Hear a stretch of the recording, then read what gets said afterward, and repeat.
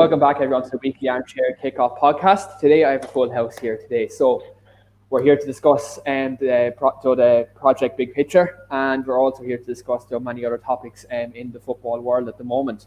So, today, I'm joined by William Bryant and Gary Egan, our two podcast regulars here today.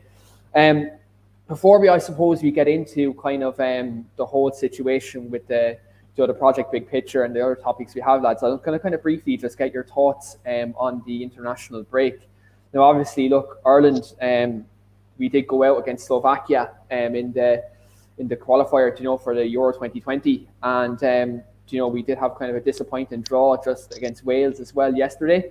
And so, Gary, I'm just going to come to you first. How do you feel about the two international fixtures Ireland have had, and kind of what do you make of our lack of goal scoring ability? I suppose 2 games, 2-0 all draws. Obviously we had the penalty shootout, but there's a change of direction in Ireland there. Stephen Kenny isn't playing in a different direction. But at the same time, we've got to look at the players that he has as well. At the same time, he's not blessed with world class talent in any way. Obviously, he can only beat what's in front here, or he can only put out what's in front here. But against Wales, Wales didn't have a great team out. We had 5 players that were out as well. So, there's a good change of direction in Irish football coming. Stephen Kenny's one of our own. Came from the League of Ireland. He's done an awful lot. So, I actually take some positivity. In fact, we got 2 clean sheets out of it, considering where we were in the previous international break. And William, what did you make the 2 games? Because we seem more progressive in our play. We seem to be kind of more on the front foot. We're trying to get on the ball and make things happen. And I suppose it was kind of a different kind of picture to what it was under the likes of Mick McCarthy and Martin O'Neill. And how do you feel about our style of playing? Kind of how Ireland tried to be on the front foot kind of over them couple of games. In terms of the style of play, I was quite pleased with how we played. It's just the fact that the strikers couldn't hit.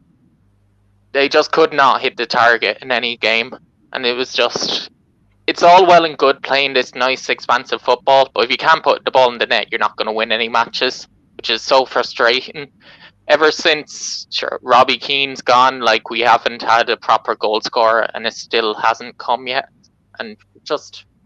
Once we get someone that can put the ball in the back of the net, has a bit of confidence, then we'll do better. But it'll take time to transition into the way that he wants as well. Yeah, I suppose I look at the 2 games, and one big loss for Ireland over them 2 games was Aaron Connolly. I thought he would have fit in perfectly in them 2 games. Now I know look, people will say he's not the most clinical of strikers.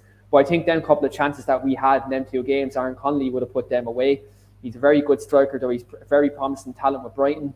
Another player who I'd like to throw a shout out to is Jason Malumbi from Waterford. Unbelievable. Really good player, though. Fantastic performance by Jason. And, again, he showed kind of, I suppose, the future of what Ireland's midfield could kind of be. Gone are the days, I suppose, are the likes of Glenn Whelan and all that playing in midfield. Andrews. You actually see a player who's progressive, wants to get on the ball and likes to make things happen. So, again, Stephen Kenny kind of giving him a chance. It's very good to see. I suppose there's other kind of promising signs as well. Matt Doherty obviously playing for Ireland, again on a more regular basis. Now, I know, look, people will talk about him missing the penalty, and he'll get quite some criticism for that. I know William kind of made a comment about it that was very Spursy of Matt Doherty to miss a penalty. Now, look, I suppose a Preston player missed a penalty as well now, and I know Steve will come for you with regards to that comment, William, but I do just have to point that out, that you did say that. Yeah, no, I did say that because it was very typical. It was the same way he slagged Eddie Nketiah of the England under-21, saying it's typical when he plays and that they get in 3-all draw, so it's a typical North London rivalry, Yeah, 100%. So, guys, I suppose one of the main reasons why we have a podcast tonight is because of the Project Big Picture. Now, look, this has been a massive kind of talking point in the last couple of days with regards to the kind of the reshaping of English football and kind of how it's going to affect teams across all tiers of football, not only from the Premier League, but all the way down through the Football League. So for like our viewers who are watching right now and who will be watching later on, what this big picture kind of constitutes is, and I'm just going to go through a couple of points with regards to this. So the Premier League as it stands right now has 20 teams in the league. So what the Premier League are looking to do is reduce the teams in the league. So for example, this league will be getting reduced from 20 down to 18 teams. Second of all, 2 Premier League sides in the relegation battle will be automatically relegated each season, and they'll be replaced by the 2 championship sides who will get automatically promoted, which is kind of standard practice. The playoffs then in the championship kind of change. So the 16th place in the Premier League would go into the playoffs alongside the 3rd, 4th, and 5th place teams. So again, that's a new kind of format that we'd be all new to. A big kind of one from this new kind of the restructuring of the project big picture is that the Carling Cup or the EFL Cup or Carabao Cup, whatever it's known as, wherever it's sponsored by, is getting scrapped. And a massive one is the Community Shield. That's getting scrapped, which I think that raised a few eyebrows because that's kind of the curtain raiser kind of traditionally every season. For that being scrapped, that came in for its bit of criticism. And one massive thing I'm just going to find, I know there's a lot of things in it, but I'm just going to point out 2 final things. So in terms of like longevity in the league, there are certain teams who are going to be prioritized in this situation. So you have your top 6 teams who are going to be prioritized. You'd have your Liverpool's, Manchester United's, Manchester City's, Chelsea, Tottenham, Arsenal. They all get top priority with this big picture. And then you have obviously other teams like Everton, West Ham, and Southampton who will all kind of have special status in the league. So again, like look, it's a really new thing. We're going to see kind of a restructuring with the league. It looks like this could come to fruition if it's voted on. And then the final one, which I think is massive, and me and Gary kind of talked about this before we went live, is the parachute payments for the relegation teams, for teams who get relegated down to the championship, is going to be scrapped, which for teams that flip-flop between the leagues is massive. It's very big in terms of their financial situations. You look at teams like Norwich, West Brom, Newcastle, teams like that who have dipped up and down the leagues in the last kind of few years. This parachute payments being scrapped could really kill them. Like Gary, with the things I've just mentioned, I know you've done a bit of research on this yourself. Like, what do you make of this kind of project big picture? Do you think in the long run is this going to benefit the league, or is this kind of the big clubs kind of trying to get a stranglehold in the league and kind of have as much power as possible? The big clubs literally have the Premier or the EFL where they want them. They have them hand out, sir, I need money. That is basically what they're doing. And the Premier League has gone, right, we need to absolutely take control of the entire English football pyramid. So that's what they're doing. Like, being a Liverpool fan, and like I know you're a United fan, and like I know William's an Arsenal fan, like, we're lucky enough to support big clubs and stuff like that. And to be honest, I think it's been a good time. It's been a long time coming. Like, there's clubs going up and down the leagues. Like, the championship final or the playoff final for in the championship is deemed the richest game in football. Like, richer than the Champions League final. That shouldn't be a case. It shouldn't be a case of, I'm guaranteed 200 million if I win this match. So I go up and I can come down for 2 seasons and still have 200 million quid in the bank. So look, it's huge money. I think, like, they have them where they want them, and they're going to get the best out of this situation. Like, they're not going to hand over 250 million and let useless owners and badly run football clubs spend them on huge wages for players in the championship. They're not going to allow that. They're going to go with serious conditions, and they've presented it to them, and it's basically sink or swim now. Yeah, and like, one thing I'll just point out with this as well is I suppose the 16th place Premier League team having the right to go into the playoffs. Like, you look at that, like, as you said, like, that previously traditionally was the richest game in football, and now all of a sudden the team that's bog standard in the Premier League might have a chance to stay up. Like, again, I don't certainly agree with that, because like, there's teams who stayed up over the years, like the Stoke City and stuff like that, who, let's face it, they weren't kind of Premier League quality. They were dog shit, really, and they were staying up in the Premier League. And now teams like that now get to go into a playoff against teams, though, like you'd have your Brentfords, still your Nottingham Forests, those teams like that who've been mad to get up to the Premier League. Derby County, I could go on in terms of teams who are in the Championship who are always on the cusp of the playoffs, and never really get there. Now you have a situation where, yes, there is a situation where the team can stay in the Premier League and sustain their Premier League status, but at the same time, it kind of leaves a sour taste in the mouth of the Championship clubs who mightn't have the chance. And you see that 16th place Premier League team will have the advantage of having probably a better squad than these teams, and ultimately over the course of them kind of 2, 4, 5 games, whatever it may be, like they'll have a distinct advantage. So I think that maybe needs a rethink in regards to that. William, like, what do you make of this situation? Because obviously for clubs like Arsenal, again, like Man United, it kind of seems like we're just going to be established now in the Premier League. We have special status. Like, do you agree with this preferential treatment that we're going to get from kind of the FA and kind of the league in general? May surprise you when I say this. No, I don't like it at all. I think it will totally ruin the Premier League in a way that the Big Six can then just go, oh, there's the carrot. Oh, here, you want it? You want it? No, you can take it. We basically can control the whole league for the whole time. And basically, with how it runs now, it's one club, one vote. Now, that's the one that I'm, in the new changes, it would be the Big Six plus the other 3 making a vote. So that means, as it stands, right, there are some very good clubs out there who wouldn't have a vote in the Premier League that are well established.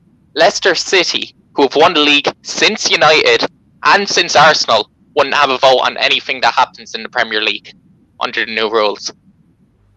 And teams like Wolves, who, I know have only come up, are a very solid outfit, wouldn't get a say on how the Premier League should be run and then on the things that are good with it.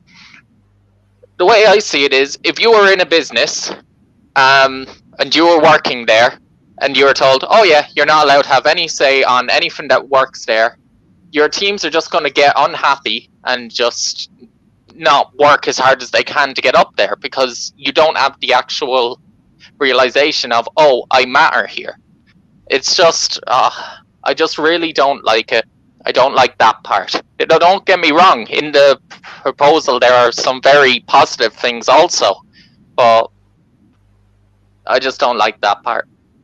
Yeah, it's I feel like if you're in the league, you should have a say. Yeah, 100%. Maybe they could change around the votes that the Big Six clubs have more of a say in the way of it's a 2-1, but at least give them a say. Yeah, 100%. I'm just going to come to some of the comments we got because we're live across all our socials, YouTube, Twitter, and Facebook. So I'm going to come to a couple of comments here that are come on our Facebook Live. Jack McCann said, for any bite, well, Jack. Dan Sherlock has a comment here. Hello, Garrett. Adrian Codd said, rightfully so, 2 Pointless Cups for the big teams. I suppose he's alluding to the EFL Cup and Community Shield. And that's perfect. So, again, I think with this is a very kind of, it's a very divided subject with regards to this new ruling. Like, part of me can see the benefits of it, but the other part of me doesn't agree with some of the decisions that are going to be made. And I think from a moral standpoint, that's kind of where I'm standing with it. The second topic conversation I'd like to discuss tonight, lads, is the recent reports of Lionel Messi. Again, look, I suppose this transfer window that was just passed, and that was a very big story within the news. And it's kind of come out in the last 2 days that Manchester City's chief executive was talking openly with regards to Lionel Messi's availability next summer. So there's talks that he's actually available on a free next summer. And Manchester City have actually openly come out and said financially we're able to go in for that deal next summer, that we're open to going in and getting Lionel Messi. William, I'm going to come to you first with regards to this. Like, what do you think of that deal? Like, Lionel Messi, he'd be 33, 34 next season, in around that age. Like, you look at that from a financial standpoint, wages. You think it's wise for Man City to go in for him next summer because of, they're a team who potentially are going to be in transition in the attacking areas next season with the likes of Aguero, kind of his contract coming up soon, and though Gabriel Jesus is kind of injury prone as well. Is this a wise move for Manchester City to go in for Lionel Messi? I know he's the best player of all time. He's in that conversation, but is it wise? Like, what's your stance in this situation? Right. In terms of Lionel Messi, when it was coming around in the summer, originally I was like, no, too old, too not worth the deal. You'll piss everyone off. But the more I look at it is, regardless, he is a world-class player. The best player in the world. Give or take Ronaldo, but probably the best technical player in the world. If you have a chance to bring that into your club for free, now I know his wages would be very high, but in order to have that stature in the dressing room, you can just look and go, wow, we have the best player in the world at our club. It will actually lift the club. And especially if Liverpool go on and win the league again, and they won't have won the league for 2 years, they will need something in their locker room. What's with the negativity? It's not negativity. I think Liverpool probably will win the Champions League, and if it's not Liverpool, it won't be Manchester City. Let's put it that way. I can't see Manchester City winning the league this year. There's just something missing from them. Is it Lionel Messi? No, probably not. They probably need another striker, but at the same time, like, he'll come in and he'll score plenty of goals, and he'll just lift the whole morale as well. I think it'll be a solid signing. And I honestly think he wanted to go this year, but he wasn't willing to bring Barcelona to court because that would totally tarnish his legacy at the club. I honestly think he wanted to go, but couldn't. And like, Gary, what do you make of the situation? Obviously, like, you're a rival fan, direct rival of Manchester City, and like Liverpool again. Like, look, they're flying. As much as it kills me to say it, but they're a team that, you know, looks like they're going to be in the conversation for the next few years. Though Jurgen Klopp is an absolute absolute monster when it comes to keeping his teams consistent and always on the front foot. Like, are you kind of looking at this and looking at Manchester City potentially getting Lionel Messi? And are you any bit worried that Manchester City are going in for him? Well, to go what William said, any team that has the chance to sign Lionel Messi should jump at it with both arms. I think this comes down to one huge factor. Will Pep be there next year? Like, Messi loves the style of play that Pep brings. Like, will Pep be there next year? Does Pep look in the game? As you said, look, we have to remember, Pep has never chased the title. Never in his managerial career has he chased the title. So, like, he's got to chase Liverpool this year. Like, next year, like, Liverpool are going to be there again. Like, you know, depends. Like, if United have Ollie still there, Chelsea will just be as strong. Like, Messi will be coming into a very competitive Premier League. So, will he come for 1.2 million a week? Jesus, I'd do anything for that. Like, you know, what did someone say to Wayne Rooney when he was eating his pasta? He goes, "This is tough on Christmas Eve," or something like that. And some lad turned around to him and goes, "I'd eat shit for the money you're on." Like, so we've got to realise that, like, it depends who's going to be in charge of City. Like, will Messi want to come, say, if Antonio Conte is in charge? Probably not. It's all going to depend on the style of play that football club's going to be playing next year. Well, there's a certain Argentinian by the name of Mauricio Pochettino who is also linked to Manchester City and Manchester United at the moment. Look, if Pochettino's in there, will Messi go there with his Espanyol links? Do you know what I mean? Like, you have to take that into consideration politically. Will Messi do that to upset his Barcelona following? Still, like, I know he'd be leaving the club, but there still would be kind of, I suppose, links there and loyalty still to Barcelona, still, even though he would be leaving. So, like, it is a very big, very, very big talking point. And for me, personally, I'm a United fan, and by no means would I like to see Lionel Messi, I suppose, come to Old Trafford and absolutely tear as a new one. But at the same time, like, I with the Premier League, I always like to see the best players playing in the league. Like, even when, like, I'll throw out an example, even though I don't like the man, but when Luis Suarez left Liverpool, and, you know, like, I didn't agree with what happened between him and Patrice Evra. Look, it's well documented what happened there, but he's a quality player, great player. And I'm sick of seeing him leave the league to go to Barcelona. Like, another example, obviously, when Ronaldo left United, like, I was heartbroken. I still am, like, do you know what I mean? Again, another great player for the league going. And Thierry Henry, when he went to Barcelona as well, and, you know, he was another player who I was sick to see leave the league, because, again, like, he was, I suppose, one of the benchmarks for strikers in the Premier League. Alex Ryan just commented the Bull Nugent. I think that's because Mikey Nugent is watching live.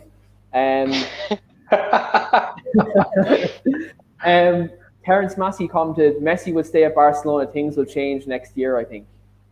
I don't know, Ronald Koeman at the helm, I don't think anything is... It depends on how successful they are too. I mean, if they mount a challenge for like the Champions League, why would he want to leave? Yeah. That's a very true point. Alex just commented Leeds. I don't think Leeds are in the conversation, to be honest. Super Leeds. Super Leeds. Lads, next kind of talking point I kind of want to get to is the recent kind of, I suppose, despicable behaviour of Gareth Southgate recently. Now, by all means, are none of us England fans, but I'd like to kind of talk about this. So recently, like Jack Grealish is obviously after getting into the England squad, he's playing really well with England over his couple of games, and like he had a 10 out of 10 performance there recently with England. And again, Gareth Southgate was doing anything to avoid to give the man praise. He's praising every other player but him. Mason Mount had a stinker, and he was praising him, even though Jack Grealish was man of the match. Like in terms of this, like William, I'm going to come to you first. Like, do you believe like Gareth Southgate has like a genuine agenda against Jack Grealish, or do you think maybe is this because his kind of antics during lockdown? You know, maybe does Gareth Southgate kind of not like him because of that? Like, what do you think of the whole situation? I don't know. I find it odd because he is, I'll say it now, he is an absolute quality player.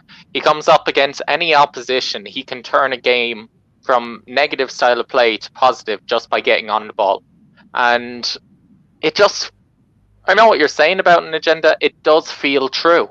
But it's also, when you look at his lineups, I just feel like he loves negative football. Because, I mean, he had basically 7 or 8 defensive players on against Belgium. And it's like, what are you hoping for? Long ball up to the front, 3 and in, with Mason Mount, Rashford, and Dominic Calvert-Lewin up the top, playing 3 right backs. It's just odd. It's odd to me. I feel like it's not that he doesn't have an idea what he's doing, but I don't understand what he's trying to do either. And I feel like he should start Jack Grealish. He's probably one of their best midfielders out there at getting the ball from A to B. Yeah, like, look, I suppose I've made my feelings very kind of clear over the summer, how I felt about Jack Grealish as a footballer. I think he's a fantastic footballer. I think he's a bit of an arsehole for picking England over Ireland, even though he played all this kind of underage football with us. But look, that's neither here or there. But I think with the Southgate's treatment, for me, I think that his treatment of Jack Grealish is despicable, really. Like, because when you consider the fact with I know England are kind of graced with kind of quality number 10s. Like, obviously they have like the Grealish, they have like Mason Mount, they have Madison, Dele Alli. I could go on about players who can play in that position for England. They're spoiled for choice. But one thing I will say, out of all them, Jack Grealish gives England something different. Like, he can beat a player, he can draw a foul. Like the other kind of number 10s, the Mounts, the Madisons, the Dele Allis, they're all kind of the same kind of player. They all kind of do the same job, whereas Grealish kind of gives you that X factor. He kind of gives you that something different in midfield. And again, as you said, William, I think Gareth Southgate is just very anti-football. I think that's kind of what he is at the moment. And, I don't think maybe he's the man for the job for England long term with all the attacking talent that they have. Gary, like, what do you make of this situation? Like, I know, I suppose Gareth Southgate is your kind of namesake. Like, what do you make of his kind of like, his treatment of Jack Grealish and kind of where Jack Grealish should go from here? Like, because again, is it a case where is Southgate looking at him kind of because he doesn't play for one of the big 6 teams, he's not getting that preferential treatment like used to happen in England kind of years past? That could be one of the things. We also have to remember that, like, Gareth Southgate was pretty much like, he was the under-21 manager for so long that he's seen all these guys come up. He's used to all these guys coming up, whereas Jack Grealish did all these underage football with the Republic of Ireland. So maybe he just doesn't know him as a character. Maybe doesn't know exactly what he's like. Like, he's attacking talent that Jack Grealish has is unbelievable. I have no problem saying it. He tore strips out of Liverpool when they played him in the last game. And like, that's why they won 7-2, is because they had a creative influence like that. Like, I don't know why he's not getting praised in the press, or not by he's getting praised in the press, obviously, by every form of English media, except for probably the one person that he needs to impress, which is his manager at international level. So I feel hard done by for the lad. Like, obviously, like, take aside what Ireland and stuff like that, what allegiance I have here. As a footballer, he's amazing. He's brilliant. But when it comes to the Euros next year, like, if Villa go down, he won't be on that plane. So it's tough to know. Yeah, like I'm just gonna throw this out there. If that French mercenary Paul Pogba leaves Manchester United, Ollie or Poch or whoever the manager is, I know you probably don't watch his channel and you probably wouldn't listen to a dickhead like me, but definitely go in and sign Jack Grealish because he would be unbelievable. There's a comment there from Terence Massey. He said, hopefully Southgate can keep it up. Maybe Grealish should change his allegiance to Ireland in the future. To be fair, I think he's after playing a competitive game now. I know that law is it 3 competitive games you have to play before you're fully. Yeah. He's after playing 2 games, is he, for England so far? He came on as a sub as well, so he has his 3 done now. Fuck yeah, anyway. Even though I wouldn't take him back, that'd be a bit two-faced out of me if we took him back after all. Jason Malumbi, but lads, next kind of talking point I kind of want to talk about tonight is the recent reports. The Salford City manager recently got the sack, and Paul Scholes is after coming in now as interim manager. Now, for people who don't follow Salford City, they're a club based in Manchester, and they're, I suppose, kind of one of the sister clubs to Manchester United, and they're owned though by the class of '92, though Gary Neville and Paul Scholes, Nicky Butt, Ryan Giggs, they're owned by that crowd.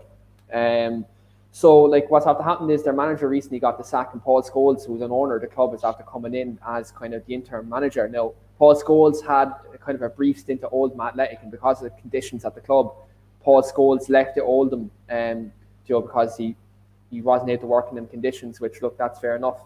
Every kind of manager kind of has difficulties in that respect. But one question I kind of want to, I suppose, pose to both of you with regards to that situation is, A, how does Paul Scholes make this transition now from being an owner to a manager? Like, where is his allegiances going to lie? Like, how is he going to balance the 2 roles he effectively has at the club? Because look, there's another man who's in talks about getting this job, which we will allude to in a minute. But like, I was going to come to both of you. Like, how do you think Paul Scholes manages this? Like, how does he kind of adapt with these roles now? Like, Gary, I'm going to come to you first with regards to that. So, like, Paul Scholes is, like, as you said, look, he's owner, now manager.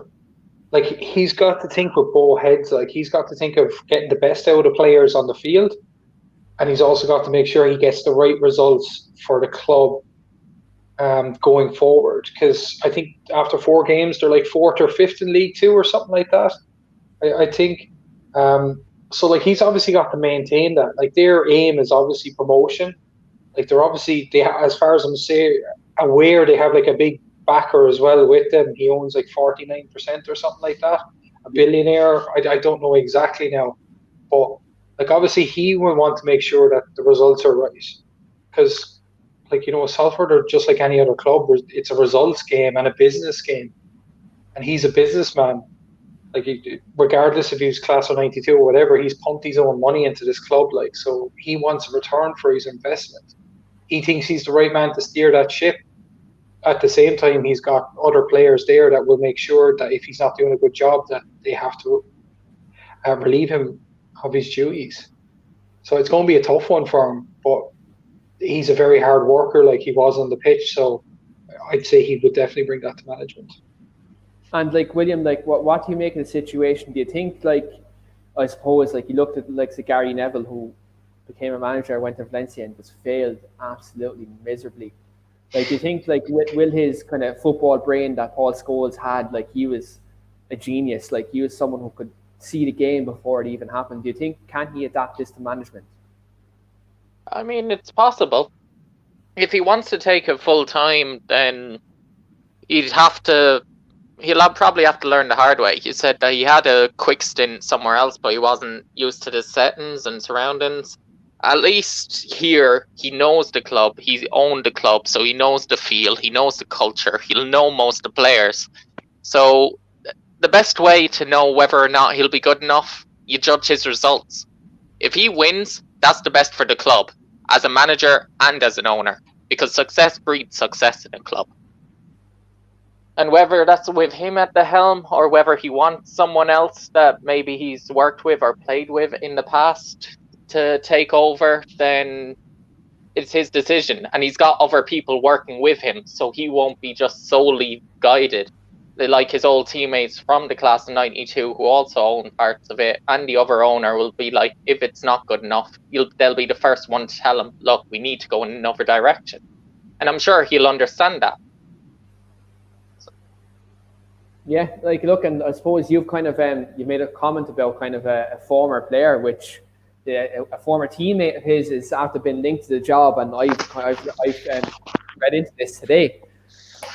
So on Saturday, like before the manager was sacked, and obviously Salford were playing, there was a certain man of the name of Roy Keane in the stands on Saturday, and he was pictured right beside the class of 92, albeit social distancing, but he was pictured beside him. And it's heavily rumoured now that Roy Keane is going to take over after Paul Scholes' interim term as manager. And there's talks that he's in talks with Salford about taking the job.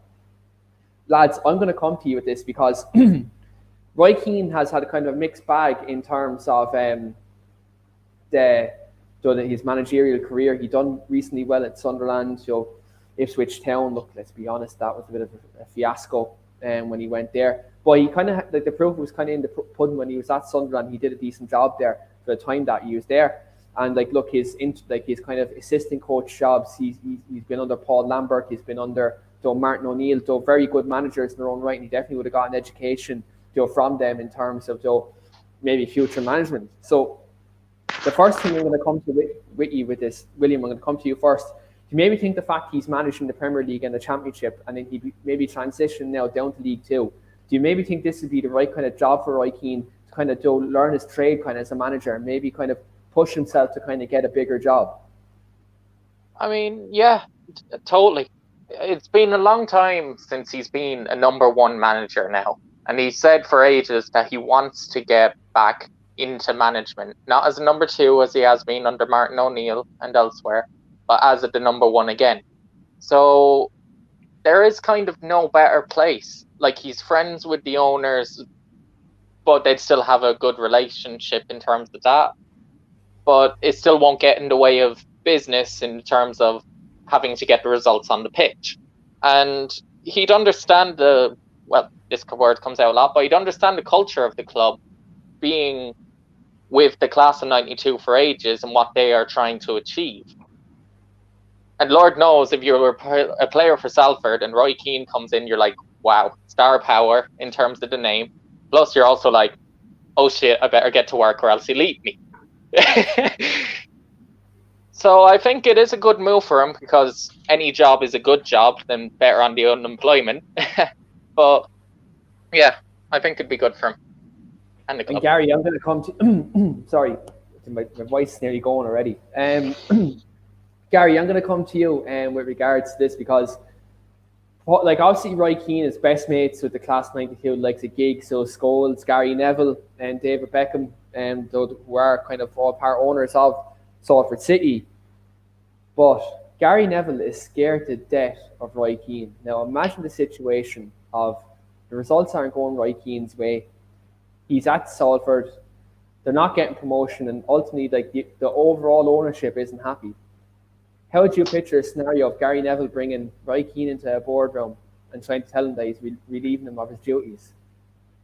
To be fair, look, you are right in that regards, but Paul Scholes isn't terrified of Roy Keane. Nicky Bott isn't. This will be a general consensus. Keano knows himself. He's putting himself in the firing line and he's putting friendships on the line. But someone like Roy Keane, I don't think that's going to faze him. And I don't think he gives two fucks, to be honest. It'd be a tough decision for people that would be considered, close teammates and stuff like that, because they all played at his testimonial as well, and he does consider him a driving influence of Fergie's team. I remember reading it in his autobiography, his first one that came out. like that they were a huge driving force when he was there. He realised those young fellas that were there, but they know how much of a tough figure he is. Like he's a tough SOB. Like, and he is just going to, like, players, as William said, are going to either put up or shut up with him. But is he the manager for the modern player though? That's the big thing. Like, is he the manager for the modern player? Like, you look at the approach he takes. He, like Roy Keane, he doesn't take bullshit. He really doesn't. Like, he's a player who kind of he expects the best standards from a player, regardless of quality. He wants kind of 100% from a player. He'll always demand the best in the team, and if they're not playing well, he'll tell them and he'll let them know. Whereas, I suppose this generation of player that we have now, like, all these players are kind of all need to be mollycoddled in a way. They all need kind of an arm around the shoulder. They need to be told, "Oh, look, you're the next best thing since sliced bread," type of thing. You know, they need to be told that, you know, in order to kind of get the best out of them. Like, you look at Mourinho at United. Look, he was up front with Luke Shaw, Marcus Rashford, Paul Pogba, Martial. Now, where it didn't work with them, but then you see when Ollie came in, he put the arm around approach. Klopp's the same. Like, Klopp came in to Liverpool and he dealt with players the way in terms of like expecting the best standards, in terms of, you know, demanding the best. But at the same time, the approach that Jurgen Klopp also takes is that he does when he knows when a player needs kind of, I suppose, more affection. Jurgen Klopp kind of does deliver that. Whereas Roy Keane doesn't take that approach. Yeah, like Klopp reads it by the player. Like, you know, that, like, Keano gave Henderson his big break for the simple fact he outworked everyone. He just was an absolute grafter. He just put in the hard work continuously. And Keano was like, I need to give this kid a shot. Like, so he gave him a shot in the pre-season. But, like, he does appreciate hard work. Like, but I know the League 2 isn't the fucking glamour of the Premier League. Like, will he still have those players though that are going to be there to do all the hard work? He's obviously going to have the club. Yeah, he'll have the club regulars that will probably live and breathe Salford, like, you know. But is there going to be those players? Like, is Adam Rooney going to want to play for him and stuff like that? Like, so it'd be big to know. Yeah, it'd be interesting to see kind of how he deals with, like, going into that standard of the league, because, like, look, I suppose, like, Roy Keane has always been in a good kind of standard of league, whether it's a player or as a manager. He's always been kind of near enough the top level. So it'll be interesting to see if he does come in as Salford manager, kind of where he goes in there and kind of how he adapts to these new surroundings. Lads, the final kind of talking point I'm going to bring to you tonight is obviously, look, the news that came out last week that Marcus Rashford, because of all his great work he's done outside of football, he's after getting awarded an MBE. So, which is for a man of his age, like young man of his age, to get that award, you know, is absolutely outstanding. And though it's a credit to what he kind of does outside of football. Like, Gary, like, I know you're a Liverpool fan, you're a rival fan, but I'd like just to come to you first with regards to, like, what you make of all the work that Rashford's doing outside of the football pitch, and kind of how influential has he been to kind of show that, like, he's using his influence in a positive way. Well, like, I think like, there's been loads of fans, I suppose, in the northwest of England, like Liverpool fans or whatever, have all absolutely just praised him for what he's been doing. Like, you know, people are taking the rivalry sides and seeing that he's addressing this as a human being, as he's lived through this, and he doesn't want kids to live through what he has. So, and you are right, he's using it in a positive way. I was like, my God, like, you know, why isn't everyone else doing this? Like the government brought it away, and all of a sudden, there he goes. Like, Rashford gets into go and then writes a personal letter to the Prime Minister going, look, you don't realise how bad it is, say, in the north of England. There's always seemed to be that divide. So he's really used it in a really good way. And all I can say to him, he gets exactly what he deserves. Like, and to be fair, I think it's just going to get bigger and bigger for him that way. Because to be fair, like, I don't think you'll have anyone say a bad word about no football fan, well, unless William's just going to come along and say it for the sake of it. But I can't say a bad word about him. He's using his influence in a positive way. If every other player did that, the world would be such a better place. Yeah, 100%. Look, I suppose my take on it, like, to see one of our own, you know, at Man United kind of do that, because there's players at our club who have, like, massive influence, like Marcus Rashford, and they don't use it in that way. They simply don't. I'm not going to name names because people already know who I'm on about. But because I know that the fans of them players will come at me, in that respect. But the work that Marcus Rashford is doing is absolutely outstanding. Like, there's kids struggling in the UK at the moment with this whole kind of COVID pandemic, and the cuts that their government wanted to make, like, would have caused a lot of disruption, not only to their lives but their development as well. And to kind of see Marcus do that and then kind of take a stand, it made, as a Manchester United fan, it made me be like not only proud of him as a person, but as a player as well, to show that he took that responsibility at such a young age. It shows he has such a good head in his shoulders. It kind of really showed me that, there is good in our club, and like, it just showed for me, and I was just so happy to see it. I really was.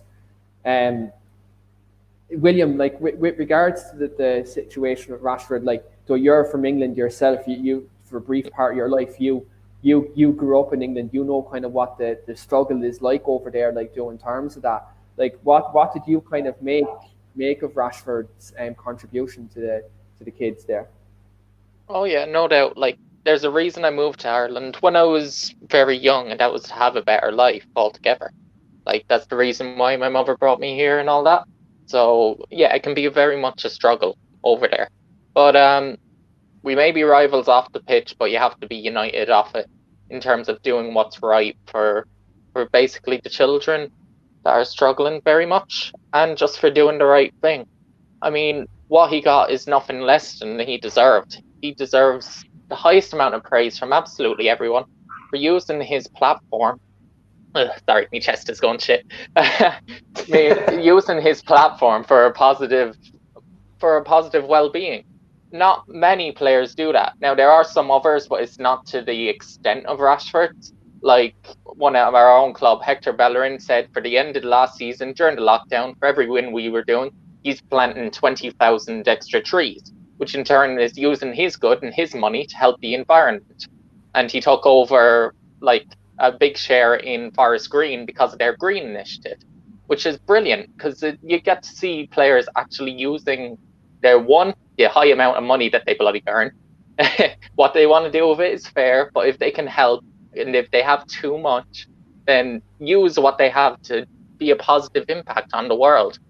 And look, that's just two examples. I'm sure there are many others that do positive things, but at the same time, it's just brilliant that Marcus Rashford used his platform for good. And look, you can't be more proud of him, even as a rival fan. Yeah, 100%. I think we can all kind of agree with that, like, come to a general consensus, say, like, what he's done is great. I'm just going to come to two final comments, Joe, with regards to this before we end the show. Becca Last has commented, why is that gobshite on the telly at Gary Egan? Hi, Becca. And secondly, then Terence Matty says, I love watching Gary Egan's face. So Gary, you're getting a lot of love on the show, Gary. You're getting a lot of love on the show. Like, if only we could have watched it during the Aston Villa Liverpool game. Oh, dear Lord, it would have been red, and there was an awful lot of swearing. Hayden would describe it perfectly by goal, and then I think it was at goal 6. I just started laughing, and I goes, "This is." I just thought it was a dream at that stage. Do you know what? Obviously, look, on the same day we had that game against that other club from London, so Tottenham Hotspur, and I don't really want to say that out too loud because this kind of that game kills me. That 6-1 defeat, and it's the one day in my whole life that I seen Liverpool get an absolute smashing, like. So they got an absolute smashing, and I couldn't even be happy about it. Like, that's how bad United get. I couldn't even be properly happy about Liverpool. Hey, I got to be ecstatic. I watched the two of you get hammered. You know what though, right? And one thing I'm going to call this out, right? And people are going to call me out, but I'm going to call people out here now. There's rival fans of that London club, Tottenham Hotspur, right? Who slag off Tottenham every other week, right? And they call Tottenham this, that, and the other. But they were supporting Tottenham Hotspur against United. Like, what's that about? Are they real clubs? Real fans? These Originally, I wanted a draw, a nice result for both. But once he started going 2-1 and 3-1 down, I was calling for 8 or 9 because I remember the slagging from the 8-2s, and I don't care who it is that gets it. It's a disappointment that it was Tottenham. Don't get me wrong, but we're still ahead of Tottenham in the league. We're officially out of the Big Six, the highest in the league. So I'll enjoy that while it lasts. One weekend. Yeah, I look at this. My Facebook had a malfunction that day. In terms that there's customary well-bas that usually get delivered, but while I'm at it, well-ba. No, but I got it twice now. Whoa. So Jimmy Williams has just left a comment there and said, Gary Bear. Gary, you're getting some love on this podcast tonight, like you really are. Yeah. Hello, Jimmy. Right, so look, lads, I think we're going to wrap it up there for tonight because, look, I know Gary, you need to be off soon, so we'll wrap it up for there. So just, I suppose, to come to the end of the show, this week we are doing a giveaway, our first giveaway on the weekly Armchair Kickoff. So our first giveaway, we are giving away an Ireland jersey, the home jersey for this season. So that will be, the more details about that will be on our Friday show live with our special guest, Ryan Spillane. So I will be doing that giveaway at the end of the show next Friday. So do tune in for that because I will have the details for the competition out this week. I will roll that out this week, probably around Wednesday or Thursday. And then on Friday, we will be doing, obviously, at the end of the show, I will have the raffle then, and we will see who does get that jersey. It'll be brand new. I'll have a posted tee, and that'll be sent out as well. Also this week, look, we do have on our Thursday show, on the United show, it's back. It's our first proper United show since the 6-1 defeat to Spurs. So look, we will be previewing the Newcastle game, so obviously talking a bit about the transfer window, and always, obviously we kind of have to reflect on that defeat as well, and kind of the scrutiny that's going on with the club at the moment. So do tune in for that. And again, look, we do have a special guest then on Friday. We do have Ryan Spillane from Bellator MMA. So he's given us his time to come on Friday. He's going to talk about his fighting career and his recent signature with Bellator. So that will be very good. That we're going to be live with that on Friday. So do tune in for that. And as ever, look, if you are watching on Facebook or Twitter, alternatively, do go over to our YouTube channel, give the video a like, give it a share, and do subscribe to the channel because we do have a lot of content coming in these next couple of weeks. So there's a lot coming. So if you do want to, if you are a fan of the channel and you are kind of watching us since the start, do subscribe because we do have a lot coming for you. And there's a lot of kind of variety in terms of our normal podcasts, our United show, our MMA show, and we are now eventually launching this London Club show next week. I've been pushing the boat with this one, even though I have no involvement in that show whatsoever. But that is getting launched next week. Over my dead body, that's getting launched next week. I promised it to you, but it's getting done. That's getting launched next week, so that'll be up as well. So look, all content coming, it will be keep rolling. So please do subscribe to the channel. You will get all the best content and turn them notifications on. Gary and William, thanks for coming on tonight. Look, enjoy the rest of your evening. Cheers, Keane. All the best, lads.